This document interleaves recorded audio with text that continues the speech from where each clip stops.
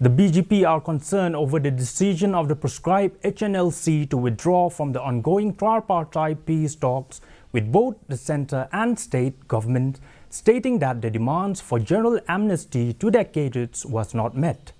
Talking to media yesterday, BJP leader in charge Meghalaya Chuba Aw appealed to the Hnlc to come forward and join the mainstreams since the party would like peace to prevail in Meghalaya. Meanwhile, BJP State President Rickman G. Momin said that the party would like to appeal to the Hnlc to come forward to have peace talks with the state government or with the centre directly.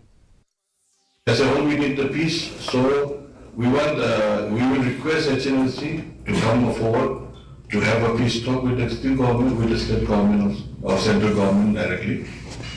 It's up to we as a human being and as a state, we need peace.